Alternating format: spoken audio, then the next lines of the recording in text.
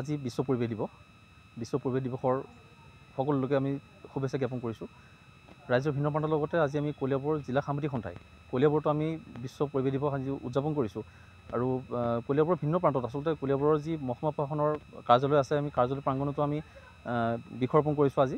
আৰু যি circle office, যি ৰাজহ চক্ৰৰ বিষয়ে যি কাৰ্যালয় আছে, কাৰ্যালয় প্ৰাংগণতো আমি আজি বৃক্ষৰোপণ কৰিছোঁ। কলিয়াবৰ যিহেতু যিকেইখন থানা আছে, আৰক্ষী চকী আছে, যি তহলদাৰ আৰক্ষী চকী আছে, চুলুং, কলিয়াবৰ আৰক্ষী নিৱেশ, তেনেদৰে আমি সেইসমূহতো আমি আজি বৃক্ষৰোপণ কাৰ্যসূচী আমি হাতত লৈছিলোঁ। তেখেতসকলৰ আমাক আজি সহযোগিতা কৰিছে, তেখেতসকল ওলাই আহিছে, তেখেতসকলো আমাৰ লগতে একেলগে এটা বৃক্ষ আজি ৰোপণ কৰিছে। খুবেই আছে ভাল লগা আজি আচলতে এটা দিন, এটা খুব ভাল লাগিছে। আমি আশা কৰিম আমি আগলৈও কলিয়াবৰ জিলা সাংবাদিক সন্থাই অকল বিশ্ব পৰিৱেশ দিৱসৰ দিনাই বৃক্ষৰোপণ বুলিয়েই নহয়, আমি আচলতে পৰিৱেশৰ যিটো ভাৰসাম্য ৰক্ষাৰ স্বাৰ্থতহে আমি আজি ওলাই আহিছোঁ। যিহেতু দেখিছে আপোনালোকে এইকেইদিন যি গৰম পৰিছে, কিন্তু গছবিলাক কাটি পেলোৱা হৈছে। আৰু য'ৰ ৰাস্তাৰ কাষত যিহেতু 4 লেনযুক্ত পথ নিৰ্মাণ কৰা হৈছিলে, সেইকাৰণে ছাইডৰ গছবিলাক আচলতে কাটি পেলোৱা হৈছিলে।